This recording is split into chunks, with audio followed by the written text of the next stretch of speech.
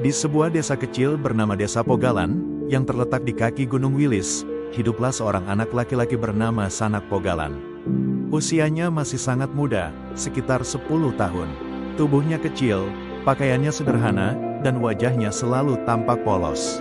Namun, di balik kesederhanaannya, Sanak Pogalan menyimpan hati yang loman, dermawan dan penuh kepedulian. Setiap sore, Sanak Pogalan kerap duduk di tepi jalan desa.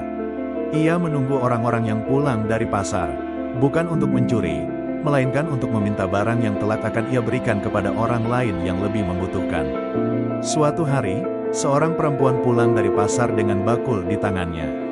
Sanak Pogalan berdiri dan menghadangnya. "Beri aku barangmu," kata Sanak Pogalan dengan suara lantang.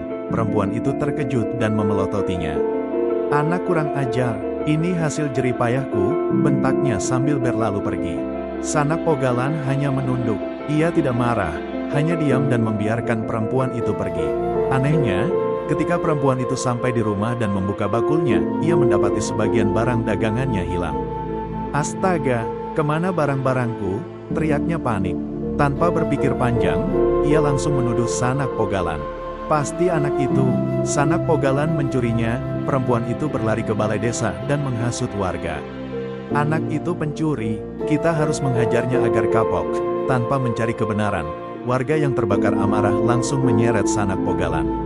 "Aku tidak mencuri, aku bersumpah," teriak Sanak Pogalan sambil menangis. Warga desa mengucilkannya.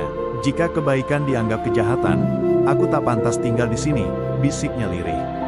Malam itu juga, Sanak Pogalan pergi menuju Gunung Wilis. Dari semedinya yang panjang, muncullah mata air besar yang mengalir deras dari tebing gunung. Air itu jatuh tinggi, menghantam batu, dan membentuk air terjun yang megah. Warga desa terkejut melihat air yang terus mengalir tanpa henti. "Apa yang terjadi?" tanya seorang warga ketakutan.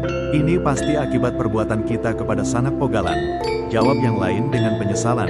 Air terjun itu kemudian dikenal dengan nama air terjun Sedudo, sebagai tanda kuasa alam dan pengingat akan kesalahan manusia.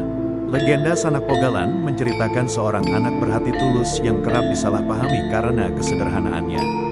Melalui kisah ini, pembaca diajak memahami pentingnya kejujuran, empati, dan tidak mudah berprasangka. Air terjun Sedudo menjadi simbol berkah alam yang lahir dari ketulusan dan doa.